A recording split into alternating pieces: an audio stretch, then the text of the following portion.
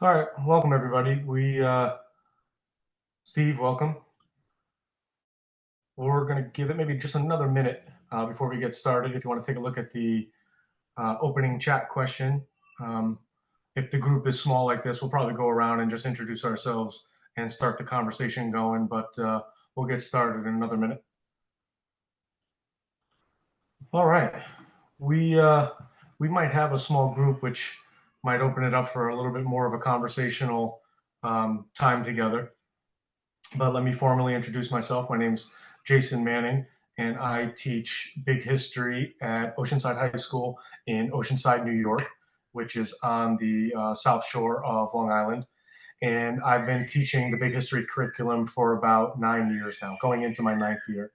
So, big history is a big part of the Oceanside High School curriculum. It is the course that all of our freshmen take. When I first taught the course, I taught it as kind of a pilot program, and everybody in our department was really on board. So we decided to make it the course for the entire freshman. Um, the goal tonight is to talk a little big history, talk a little course planning, but we also want to tailor the evening towards your needs and your questions. We have a little bit of a rough agenda, but certainly nothing is scripted. We have a couple breakout rooms that we probably won't break out because we have a natural breakout room here with the five of us. My colleague Megan Suits is going to be moderating the chat. So if I should be rambling on and you have a question, you can certainly put it in the chat and we will get to it. We also have some links that we want to share from the website, and they will be found there in the chat bar. Why don't we, with a small group, just go around, do a quick introduction, and just so we can tailor tonight, because it is an onboarding session, so the night is planned to get ready to teach big history. Maybe like a quick goal that you have for tonight, just in case we have to tailor or modify anything, and then we will certainly try to accommodate for you. I'm going to go left to right on my screen. So Jim, you're first. Okay. Hello, everybody. Jim Yeager coming to you from Tucson, Arizona. I teach for Arizona State University Prep Digital. We're asynchronous online, and I teach basically U.S. World Gov, econ, and any other duties that is assigned. And I pretty much I'm not teaching big history, but I try to supplement as much of it as I can into any of my courses. It's all phenomenal information. I feel that even though I get to kind of pick and choose the best, I'm missing out on a ton of it by not teaching like all of it lockstep through. So my goal is just kind of how can I supplement all my courses with this content. And I also just found out I'm through with my chemotherapy this week. So I also have that good news. So, so it's sad to you're my guinea pigs. I had to add that in there. So that's it. So nice to meet everybody.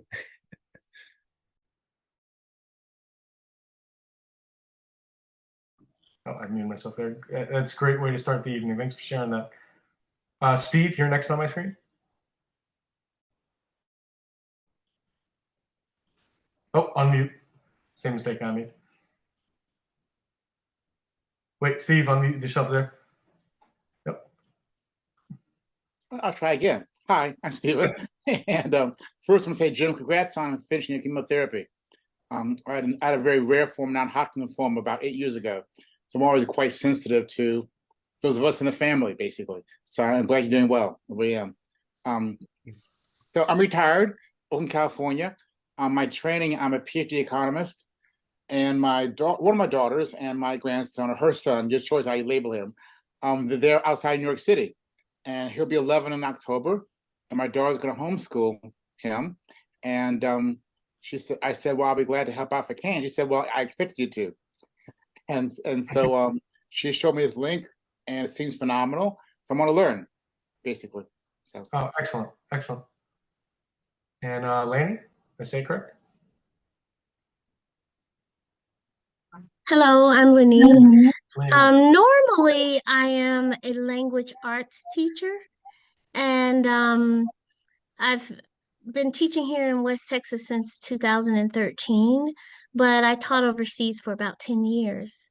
Wow. And This is my first year teaching humanities Hmm. for fourth through 12th grade. So I am definitely here to learn. And this project seems really exciting. So I'm looking forward to it. Okay. Well, welcome. And again, thanks for joining us tonight. Some of the slides that have been prepared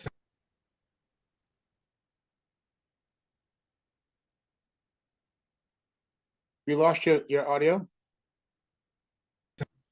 no matter how many times you see it there, right? It's just you fall right into the trap, right?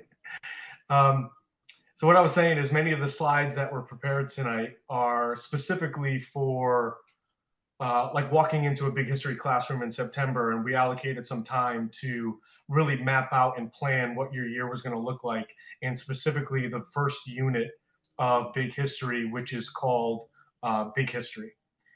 What I'll do to kind of pivot, because no one's really going into the classroom, it looks like we're very curious about the curriculum and the OER Project website, is I'll give a little overview of the website, and then I'll dive specifically into big history. I'll give you a little bit of my backstory. We'll share some links again of the course planning anyway, so that way you could take a look at it. And I think the better approach for tonight is as we share the links, and we'll give you we had 15-minute breakout rooms allocated, but maybe we'll shift that to we'll share you the link and we'll give you 5 minutes to look it over, and then let's make it more of a question Q&A, question and answer. I can kind of take you through.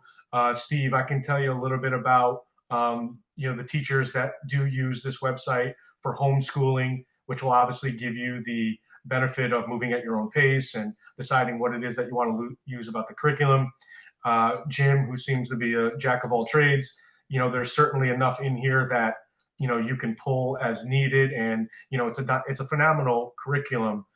So again, at any point, whether it be in the chat or just unmute your microphone, just jump in with a question, because again, I'm not giving like a prepared, scripted presentation that has a specific order here. We'll kind of adjust as we need to go. Okay.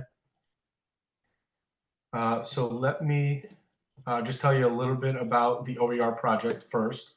So OER stands for Open Educational Resources. And again, it's all online curriculum that is free and accessible. When I first joined the Big History Project, it was the Big History Project then, now the OER Project, Big History was the only course that was offered. And in those 9 years, there are now several courses, including WHP, World History from 1750. There's a course called Climate Project. There's also a course called Project X, which is about writing in conjunction with Project Score. So there's a ton of material that can be found on this resource. And again, it's designed to be open and free. There's no catch regarding, like a fee later. It has essentially been the Oceanside freshman textbook for the last 9 years. And you can see there at the bottom now, for the big history course, it's a course that covers 13.8 billion years of history. And this is specifically a history course for, again, like I said, our 9th grade students.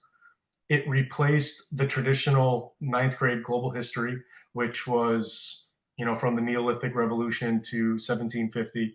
And then in New York State, the 10th graders pick up at 1750 to modern day. And the New York State requires a Regents exam at the end of 10th grade. So the two grade levels were always coupled together, where that content had to be covered for the Regents. 9th grade was always a static kind of just, really boring course. And I'm saying that as a perspective of a teacher. I taught it I'm going into my 20th year, so I taught it for like 10 years as global. I requested to get out of it every year. And then my supervisor asked me if I would be interested in teaching this course called Big History. And I'm sure as professionals in the humanities, we're always looking for more time to cover our curriculum. And my first thought was, I had trouble from the Neolithic Revolution to 1750, and now you want me to teach a course from the Big Bang to the present? Like, I don't, like, how in the world would I do that? And what I found was a course that completely changed the way I teach. It completely changed the dynamic in the classroom. It injected new life, and it's only grown since. And now it is just an absolute favorite of mine to teach. And that, I guess, that love and that just really buying into that has led to something like this, where I get to share my experience with other teachers. And we'll talk more about like why that is as we get going. But I really felt like teaching the ninth grade course I was almost like preparing kids for a Jeopardy game, like the memorization of facts and, dates and kind of terms that go along with each, era that we studied. And embarrassingly, I used to play Jeopardy before test. And I don't know who made it, but it certainly circulated its way around the teaching community. There was that PowerPoint Jeopardy board where you just inputted all the answers. And, we even did you got to answer in the form of a question, right? Like, and I thought that was good teaching. And what I found was kids could spit back an answer to me. But when I asked them to tell me, like, what was the impact on human history? Like, why was that so important? They were like, I don't know. You just told me to memorize that the Tigris and Euphrates was Mesopotamia. They had no concept of why that was important. And big history was part of the reason that all of that changed in Oceanside and why we wanted to move it out to all of our freshman classes. In these breakout rooms, one of the things that we want to do is show you the course outline plan. If you don't mind, I'm going to go back to that one slide for a second because you can see what is called our 10 units of big history. Big history is organized by thresholds, these moments in time where the universe became more complex.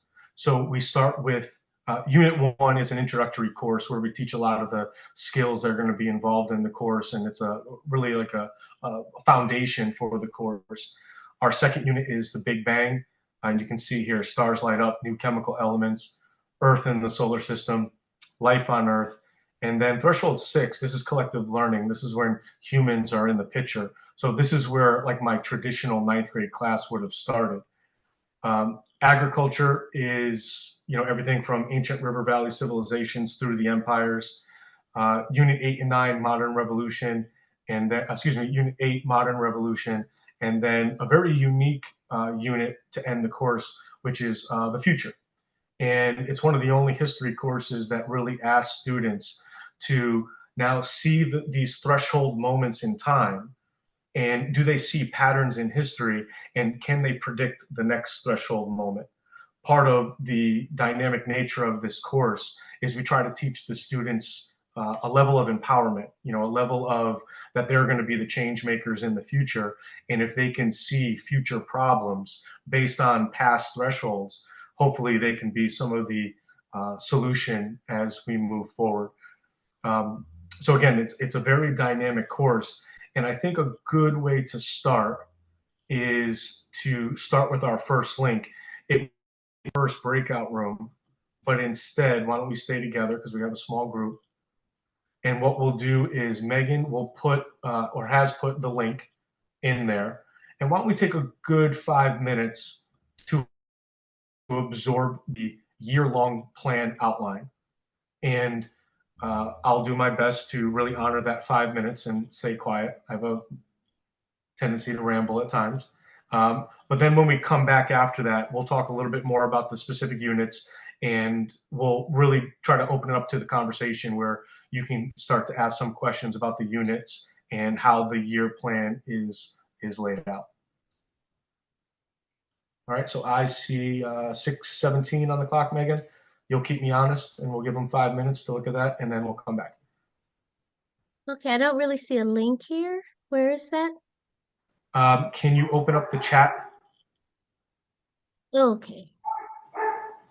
And then Megan posted Right. it. It's Saying the link doesn't work.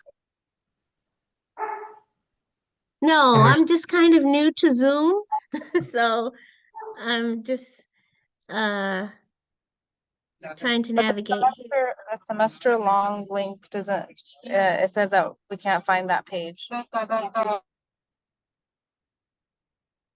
Mm, Okay, give me one moment. I'll see if I have a different link for it. Looks like, I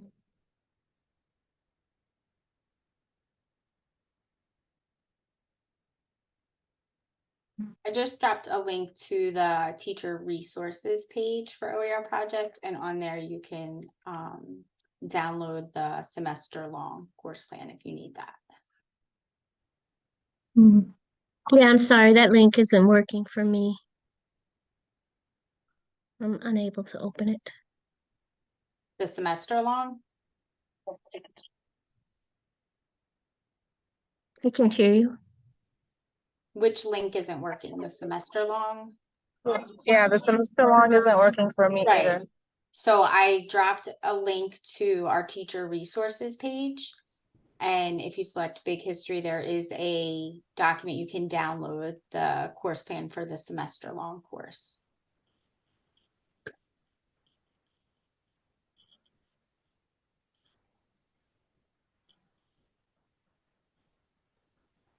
Jason, it's been 5 minutes. Okay. I switched up the sharing screen because I wanted to put up the course, the year-long course.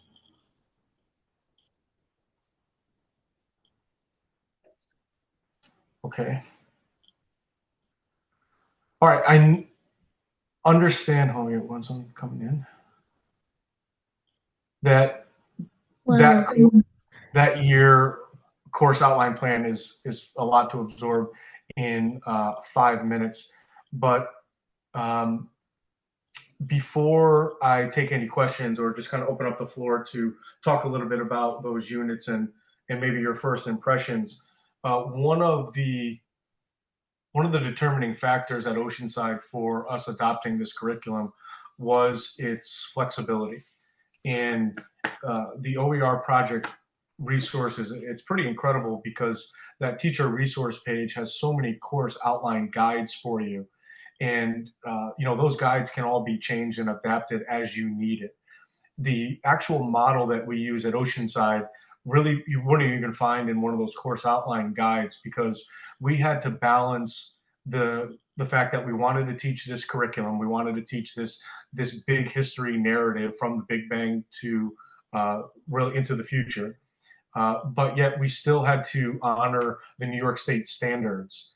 And our 10th grade team was very supportive at Oceanside. They said, listen, you do what you have to do. Like if this is what you want, we'll support you.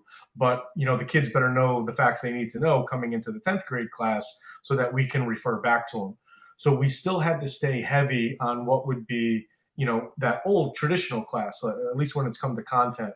So what we decided to do is we adapted kind of a 25%, 75% model where we start the year in September with the Big Bang.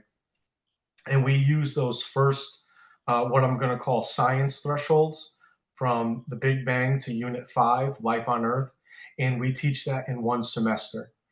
So we really move through those first 5 units, and the kids, feel it. It's pretty quick. It comes to about 5 to 8 lessons or 5 to 8 class days of time before we get to November and Thanksgiving, and then we start Unit 6.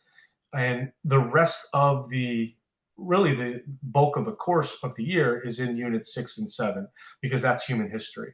So we give this foundation of all of this is a period of time.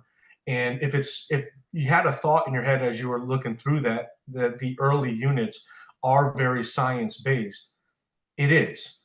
But yet we look at it through the lens as social studies teachers. So we tell the students that this is a period of time.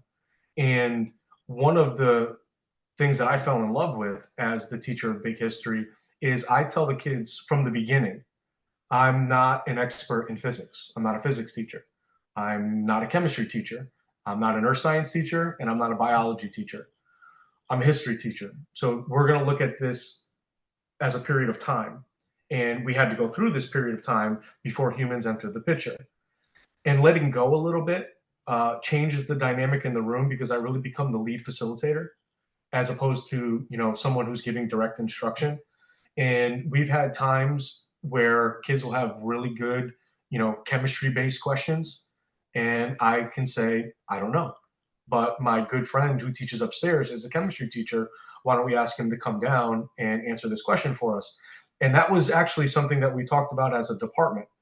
Kids walk around from classroom to classroom, and it's like, history is completely different from chemistry and biology and math.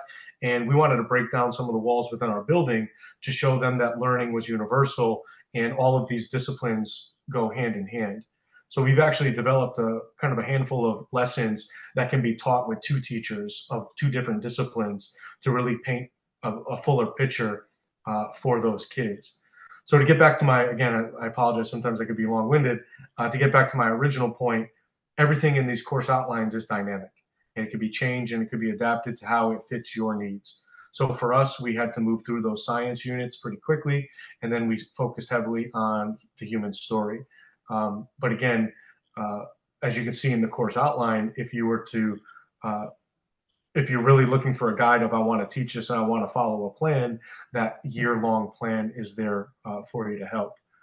And Miriam, I'm sorry, I probably butchered that name. I don't know if you're there, if you were looking for the semester class, but again, when you get on there, you can download that also. But again, it is again something that you can adapt for what your needs are. All right, so let me pause a minute. Maybe like initial impressions of the course outline plan, maybe a question that you might have had, or something that I can help with.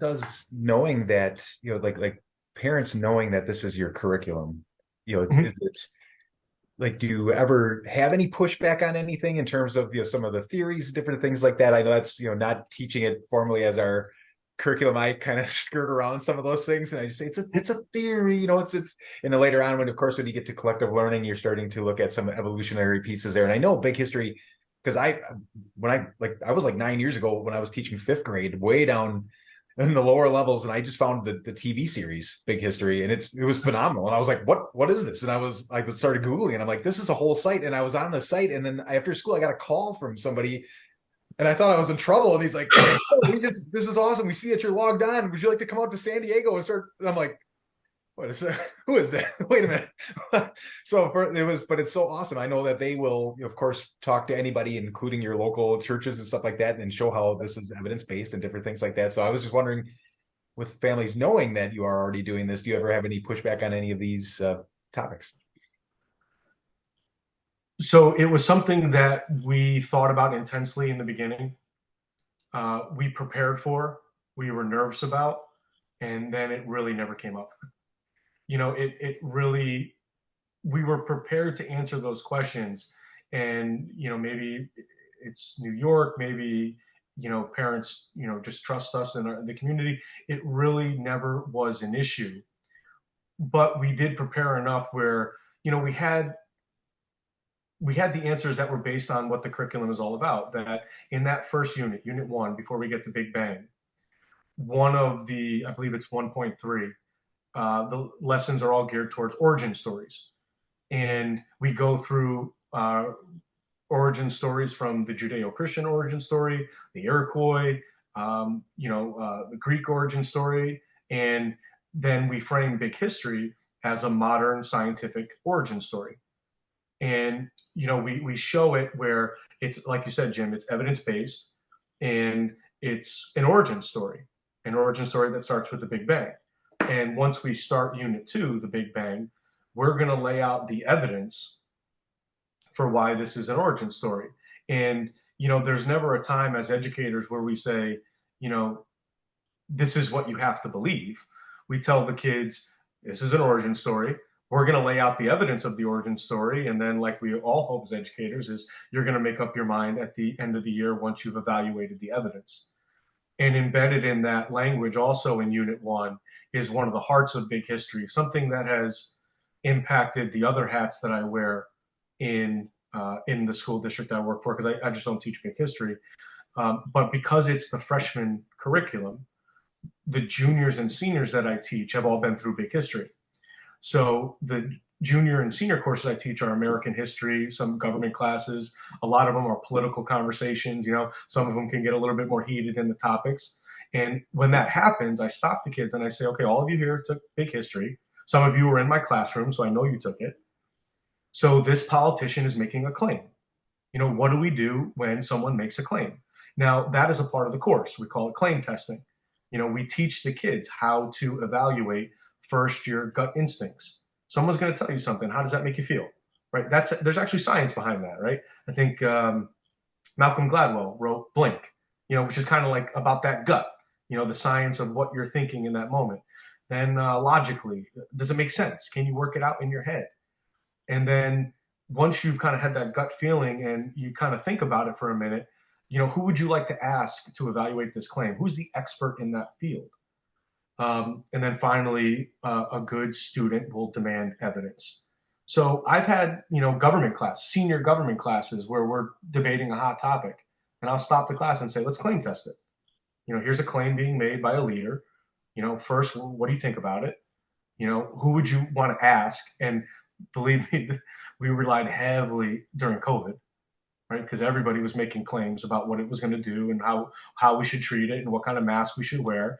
And I'll tell a funny anecdotal story. I remember I stopped a kid and I said, okay, well, that's a claim. Who's your authority on this? Like, where did you hear that? And the kid kind of, laughed and said, oh, well, Joe Rogan. It was on his podcast. And I'm like, listen, Joe Rogan is very good at what he does. He's a great podcast host. I think he hosted Fear Factor for a while. He was eating bugs and he promotes the UFC. And I was like, do you want to go to him for your medical advice? If you're sick, are you going to go call Joe Rogan or are you going to go call your doctor? And the kid was like, well, I'll probably call my doctor. I'm like, well, then that's who you should call and ask about whether you should be wearing a mask when you're in the building. And, I wasn't embarrassing the kid. It was just relying on my training from big history to say, you made a claim, let's claim test it. And that's at the heart of, any of those other questions. But we do have back to school night, Jim.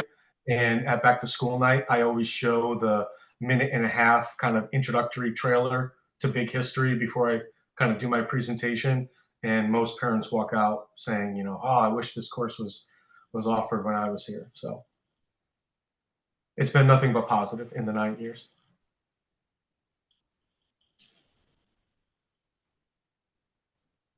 A real small, quick question. Sure. When you have the course learning outcomes, the second one says universe and universal change. You just mean change how the universe has changed. You say universal change, you uppercased it. At the very top of the page.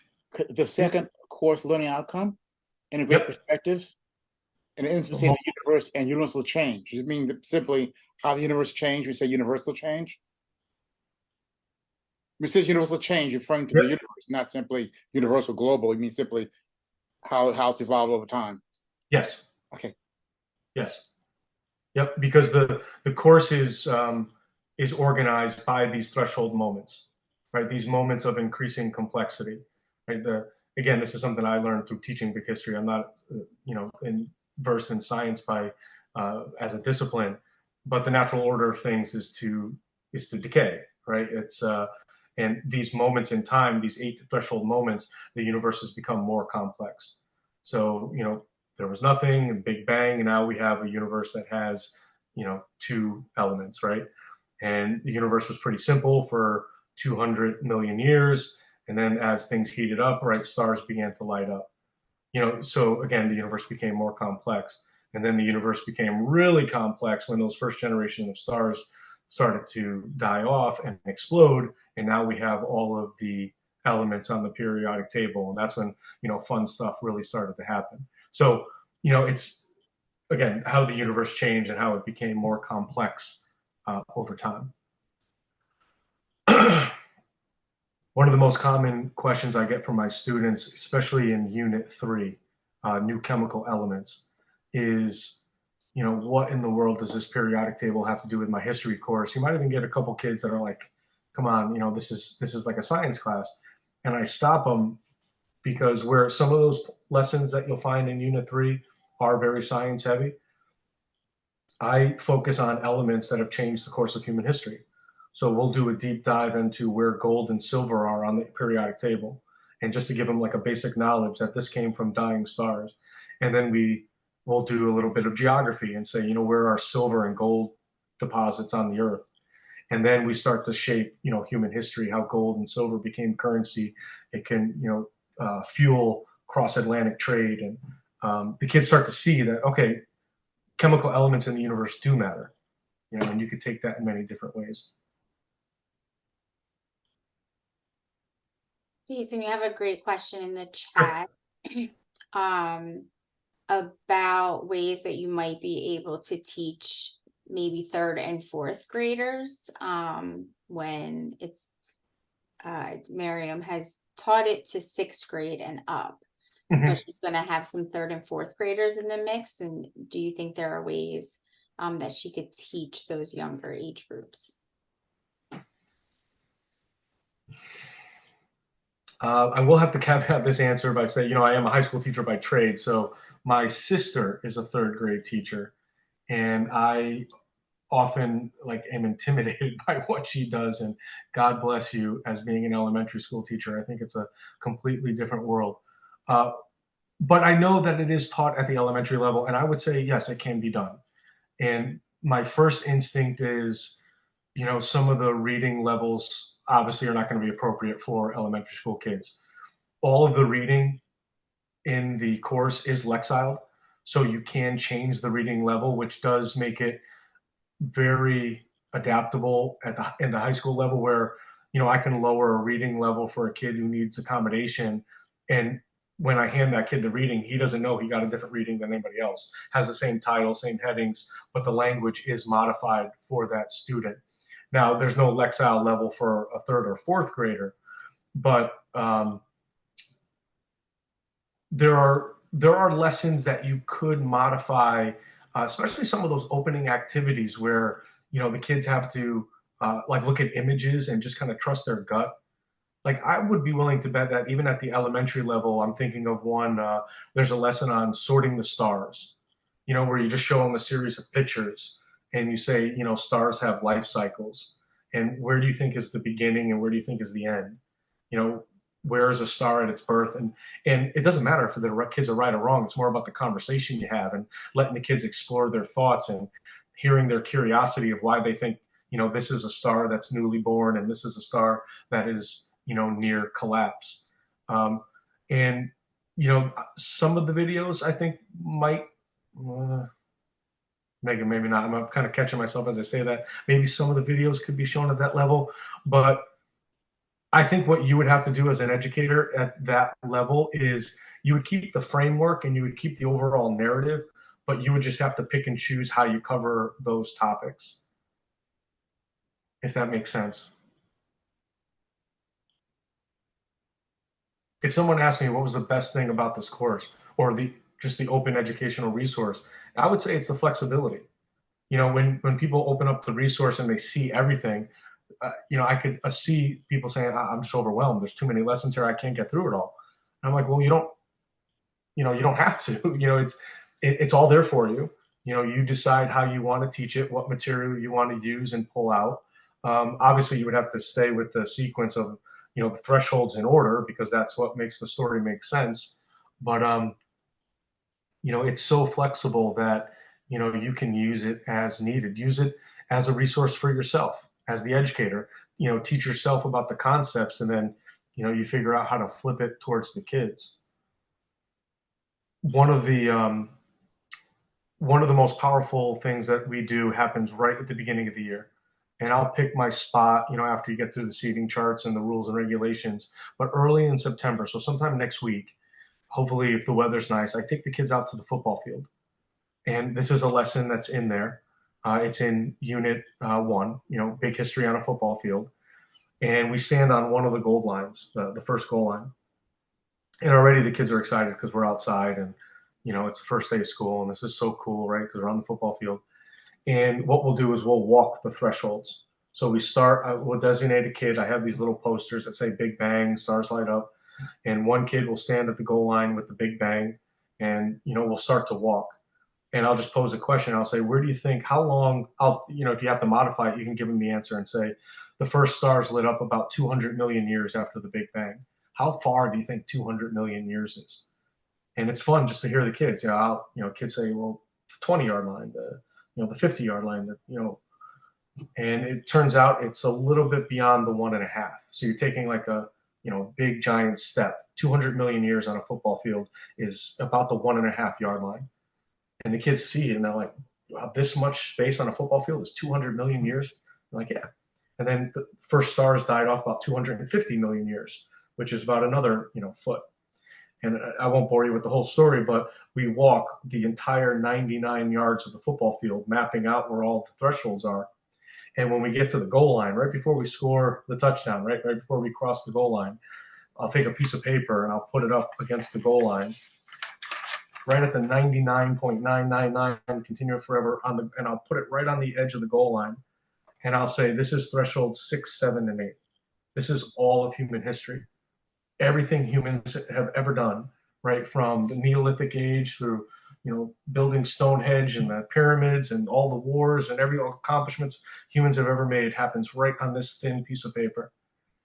And then I tell them to turn around and look at the rest of the field. And I say, what kind of history course would we be if we didn't study the rest of the field?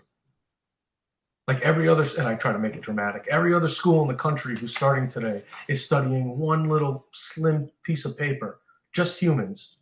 There's so much more to that. And when they turn around and they look at the football field, then when I go back into the classroom, I have a reference where, a kid might say, why is this threshold important? I'm like, we're walking up the football field. We're getting closer to the human story so that we can understand that. So, again, Miriam, sorry for the long answer, but that could be a great, thing for third and fourth graders, taking a walk and getting them just to understand a little bit of scale and, how much time there has been in the universe.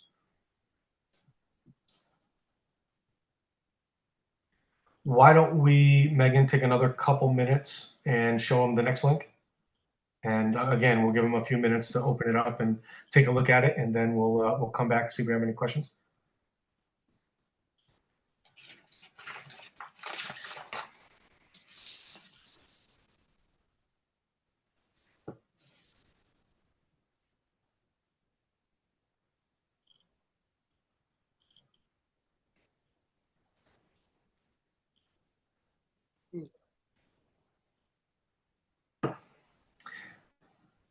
This link here will focus in on a skill progression or the different skills that you can hit throughout the course of the year.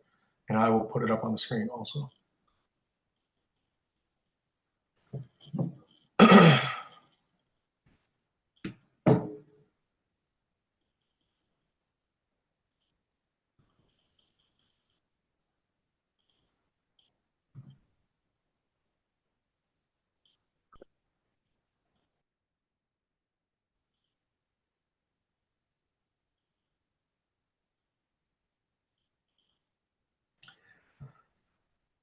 Let me start to open up the second link for some conversation, questions, or any thoughts that you might have. So again, this is, again, you can see the units on top. But what this outline does is it shows you the different skills that are embedded within the Big History course. And many of these skills can be found also in the other courses offered on OER. But you see everything from reading, writing. There's the claim testing that I spoke about, causation, scale, the different disciplines that are needed to get that complete picture of the universe. Steve, that was part of your question that you asked about.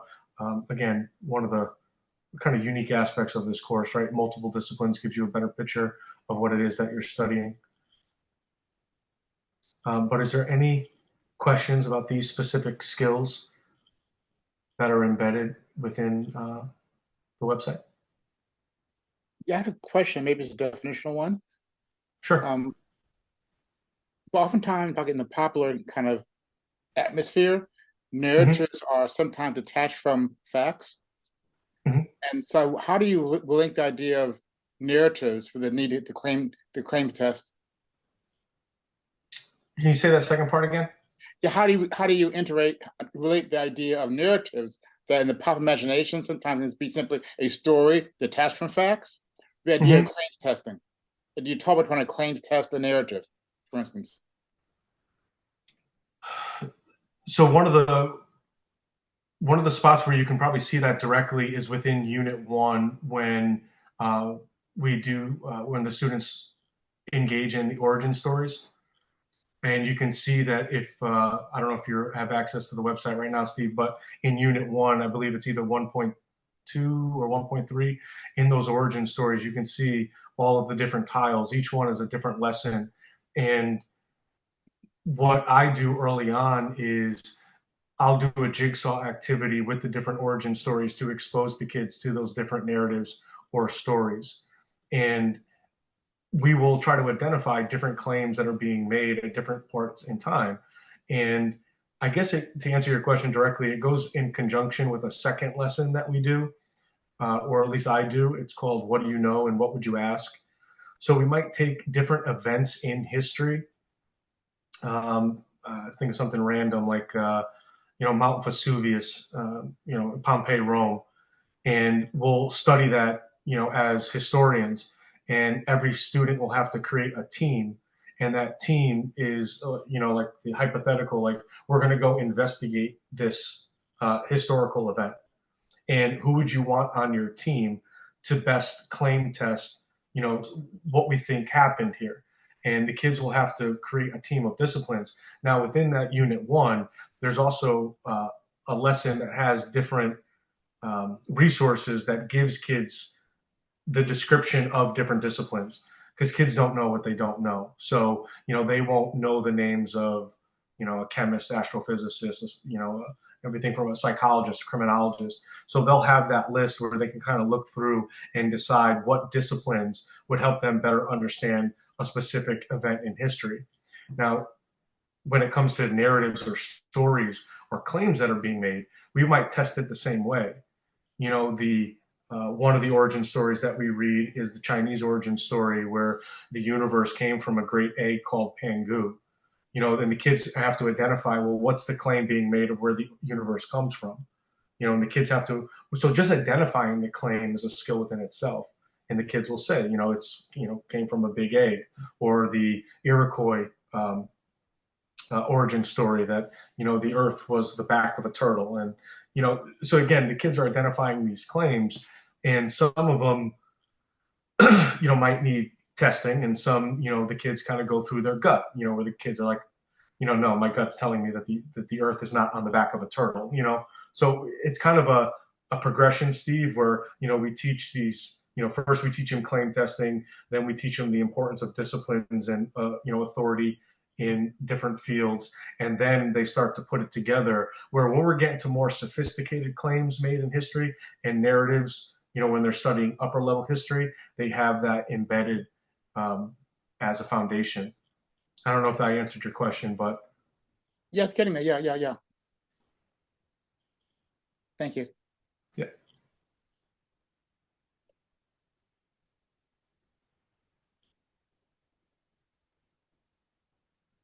So Megan, we have a question in the chat. Or was that you? How could you use this tool to plan instruction? Yeah, one of the things that this progression, this progression does well is you can decide here, what skills are important to you at what time. So if you want to focus on, causation and writing, it really lays out, what lessons you specifically want to hit in each unit. So if you want to focus on the skill of causation, here's where you'll find these lessons throughout. So if you had, your own time in mind of what your goal is for the year, and then you wanted to make sure that your students understood the nature of causation, then this placemat, gives you the place of where you don't have to go into each individual unit looking for where you're going to see that. One of my goals a few years back was I teach collaboratively with an English teacher. My kids go to her, and then vice versa in a 2-period block. And we decided that we really wanted to strengthen the students' writing. So we use like this here kind of drives a lot of our planning for the year, because we don't do all of these. but we select about 4 or 5 of these investigations.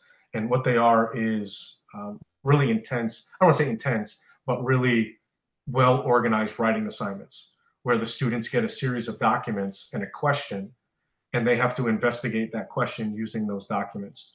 So, as the history teacher, I get to teach the importance of analyzing different types of documents, primary or secondary sources, and my English teacher really gets to focus on the mechanics of writing. So everything there is organized around those investigative writings for me, along with other skills that I teach throughout the course of the year.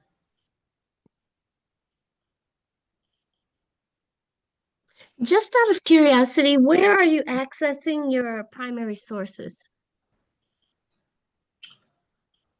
So many of the primary sources are through, right, they're embedded within the website. Well, I can't hear anything. Hold on, I'm turn off my microphone.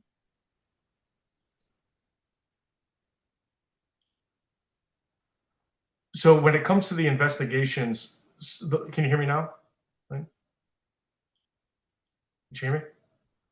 I can. The Yeah, the primary sources are, material that you can find within the investigation, and everything will be cited depending on, where it comes from. Some of them are secondary sources, like, Guns, Germs, and Steel by Jared Diamond is used in some of the investigations. Um, some of the primary sources. The first investigation that we write is how and why do individuals change their mind. So some of the primary sources are like Ptolemy's view of the universe. So they're, historical documents that you would find in maybe a traditional textbook, but they're embedded throughout the course. And then they're supplemented by different experts and disciplines, sometimes university professors that write articles for us. But everything is, thoroughly sourced and referenced for each one. So it'd probably be better to, when you have time, the last link that we'll take a look at in a second is a little bit of a deeper dive into Unit 1. So what I would suggest there is open up a few of the articles, and then you can see some of the sourcing and some of the material that's used when we take that deep dive into Unit 1. And every unit is very similar.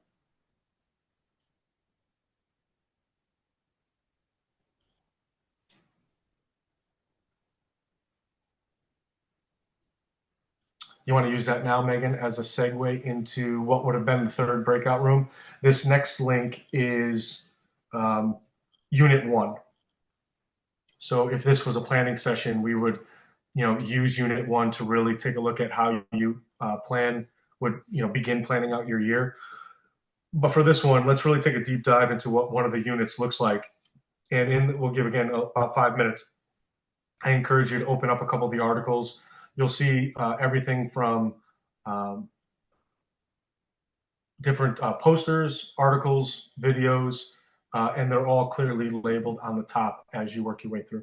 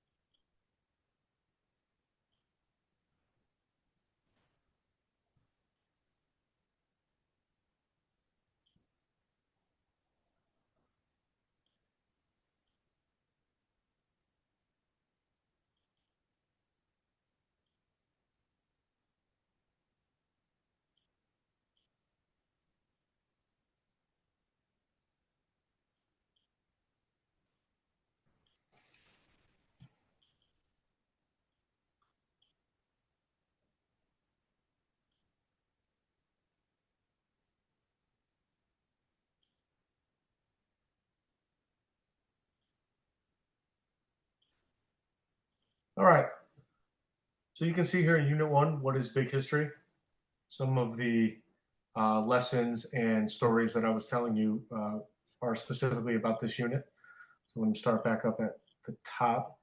Scale, this is the where I take the kids out to the football field, and you can see that activity specifically here. But as you can see, there's much more involved in 1.1. Steve, here is the section on origin stories. So you can see it's quite comprehensive. And again, in the classroom, we usually jigsaw these origin stories so that we can try to cover as much as possible. And then to connect that to what Jim was asking earlier, you can see that there is right here, the big history story, the modern scientific origin story. And there's even a great article here about cosmology and faith, should some of those questions about the intersection of faith and origin stories come up. So it's a great resource. And then here we do, we introduce that concept of claim testing. So again, as I was trying to explain earlier, Steve, a lot of those skills need to build on one another before you can tackle some of the articles that you'll read and the narratives that they'll read later in the course. But again, let me open it up. Anything specific about Unit 1? Anything from the articles to the videos that you had any questions on?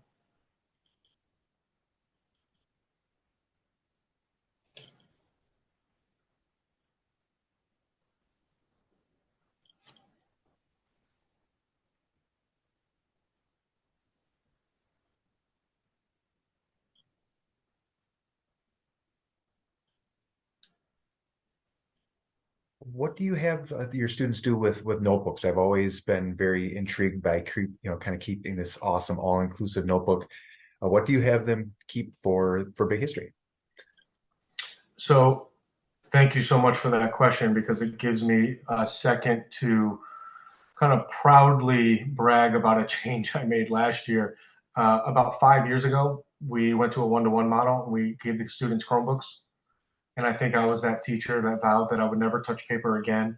And I never, I told the copy guy that, you'll never see me ever again, because I pushed everything out via Google Classroom. And it certainly is easy and convenient. However, last year I went back to notebooks.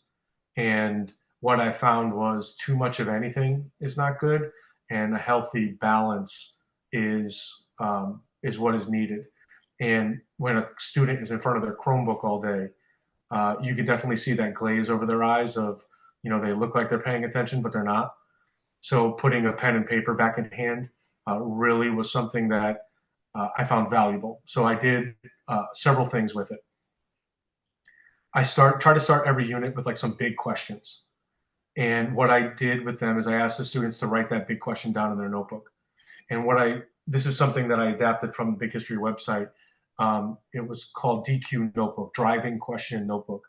And you have the kids try to answer that question to the best of their ability on day one. Now, most of the kids are going to write something very short, like they haven't been taught yet. 3 or 4 lessons into the unit, I'll go back to that question and I'll ask them to answer it again. And they can read back what they wrote the first time.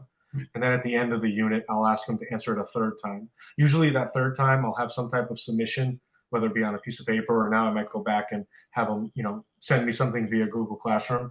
And what is powerful about that is I'll tell the students, read your first day answer and your third day answer. Right? It's evidence that you learned. It's evidence that, we have something from this unit that you can show growth. So that's one way I do it. The second way I do it, which the students really fell in love with and I fell in love with, is I allow the students to sketch note in their notebook. Now, that does require a little bit of pre-teaching of how involved you want to get into it, but sketchnoting is actually something you can find on YouTube. It's something that it's a skill. Like if you do it once, it probably would be lost, but if you keep coming back to it, kids get better with it. And I found it as a really nice way of covering some of the videos in the course. And Jim, here's something that I fell in love with, and it's a little bit of behind the curtain teacher talk here. Sometimes I'll start a class and I'll say, here's a 5-minute video. What I used to do in the past is put the video up on the big screen, have the kids watch it, and then we'll talk about it on the other side. After about 3 minutes, you can see the drool and the eyes shutting, and like kids forgot, like they're looking at the clock, they have no idea what the video is about anymore. So I'll say, we're going to start class today by, you're going to sketch note this 5-minute video in your notebook. It gives them the ability to pause and stop when needed. That 5-minute video now becomes a 10-minute time block. My kids know that they have to carry headphones on them. So now you can vision the classroom, Chromebooks are open, kids are plugged in, they're listening to the video, they have their notebook in front of them. I know they're on task because I can walk around up and down the rows and check their sketch note. And I've just created like 10 minutes where I can monitor the room, filter around, touch base with kids one-on-one, go to my desk and take attendance, sit down if I have to and catch a breath. But when the video is over, the retention is 10 times better than what it'd be if I put it up on the big screen. So with those driving questions, with the sketch noting, a few times I'll let them put like vocabulary terms in there. And then here's what I tried last year, and with varying degrees of opinion. And Jim, you can tell me what you think. To get the kids to buy into that the notebooks were important, on my local in-class assessments, I let them keep their notebook open. Now, the questions that I ask on these tests aren't, it's not matching. It's not, vocabulary terms listed at 10 where it's now an easy plug and play. It's, they have to read the question and interpret what's being asked and then choose the best answer. And, if I say to the kids, you can keep your notebook open, and the kids are like, is this an open notebook test? I'm like, not really. Like, it's not going to give you a direct answer. But if you can refer back to the video, a note you took, it sparks a memory, helps you come up with the right answer. That's where I feel like, we're learning, right?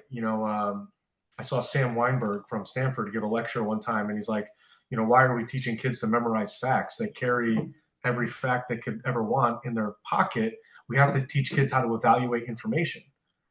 So that's kind of like where, when somebody says to me, why are you letting your kids use your notebooks during tests? I'm like, well, if they can access correct information from their notebook based on something they did in my class, that's a win-win. And then when I get a kid who's not on task, or, I'm like, whatever you produce right now, you can use next week during our test. So I saw a level of buy-in last year that maybe I didn't have in the past. So those are the primary ways I use it. I don't know if kids have any more, like, maybe it was like my time, our time, like just with a notebook open, just taking notes, like jotting things down, teachers say. I don't think kids possess that ability anymore. Like how we know of taking notes. I don't know if that exists anymore. Oh, We wow. kind of have to guide them. All of us, we go into a lecture, we open up our notebook, we can, kind of jot down our own, whether Cornell notes or whatever. Like we've been trained in that. I don't know if kids have that skill anymore.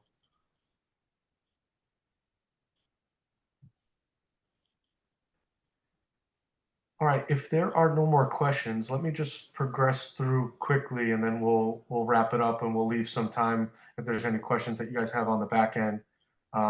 But again, what is truly incredible about this course, let me just switch my sharing screen here. I want to go back to the main. Okay.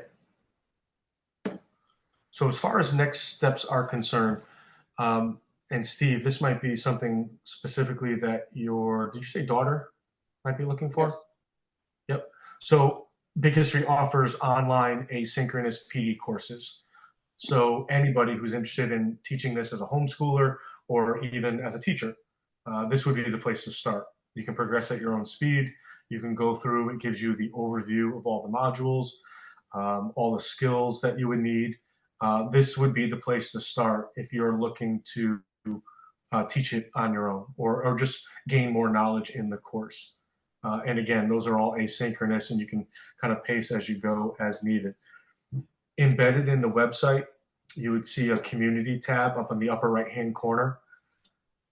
And that community has just a plethora of teachers that are there that either teach it or are looking to help teachers. So whenever there's a question that comes up, whether you're in the middle of doing the PD training or you're in the middle of classroom teaching, this is the place to go for questions. The forums are organized by unit. If you have a specific question, I'm in the middle of unit 1 and I'm starting scale And I know there was a story about going out into a football field. What do I need to do that? You post that question into the community. You're going to have 10 to 20 teachers that have already taught that lesson that are going to chime in with feedback. Even though I've taught it for 9 years, I'm constantly on the community, because one of the things that I love about this community, and really just teachers in general, we love creating new material and sharing it. So you're going to find all kinds of lesson plans on there where a teacher might say, hey, this isn't on the OER project website, but I supplement my class with this. They put it into a folder, and you're turnkeying that lesson. And again, all of that is on the community. You post a question and you'll have a team of teachers that are ready to answer your questions. And then all of the professional development opportunities can be found in the future, can be found also on that tab. There's more forums like this. OER offers throughout the course of the year different sessions that'll dive into specific skills. So if you go back into that practice progression and you're really curious about teaching causation or geography or writing, if you look at those PD development, you might find a session that would help you out on something that's very much narrowed into a specific skill that you can find. And of course, there's a support team there at Team OER Project. And again, I would direct you to go to the community if you have any other questions. And I will begin to wrap it up.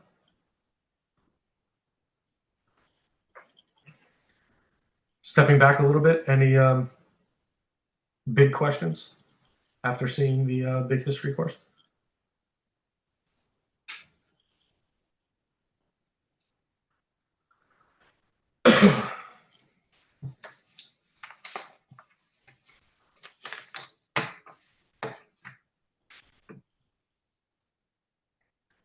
Well, it was a pleasure meeting everybody. Jim, I wish you nothing but the best of health.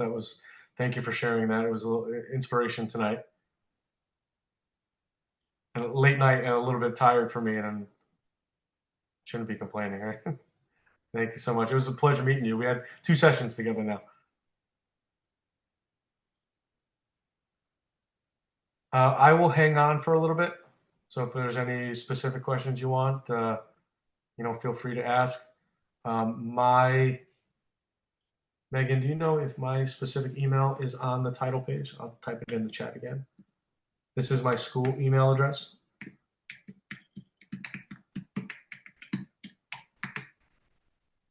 I tell my students all the time, this is going to happen.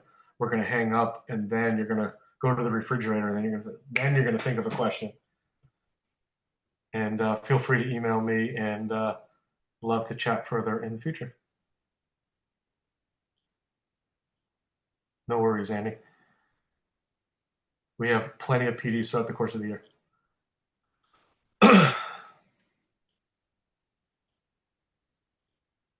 All right. No one's in the Florida region, right? You said Texas, Arizona. Everybody stay safe. Jim, how hot is it? Do I even want to ask? It's a little sticky right now. Arizona, about 10 months out of the year, it's 80, sunny. But then July and August, it's definitely triple digits and humid. But I grew up in Wisconsin, so it's always humid there, so it doesn't affect me too much. But I know a lot of people here find it a little miserable. As soon as school starts in August for us, you'll set up your classroom, posters up on the wall, go home, you come out, every poster's on the ground, and you're just like, whoop, there we go. There you go. So it's a little miserable now, but it's really nice once September comes. Nice. Steve, if you should have a specific question to help out your daughter, please feel free. We're here to support, and there are homeschoolers in the community too. If you think of any specific questions, that could be those questions could be asked there. It won't be for that. I want to ask you, but yeah. Thank you. All right, I will stay on. Otherwise, it was nice meeting everybody, and thanks for coming. Thank you. Thank you. Yeah, Jason, my main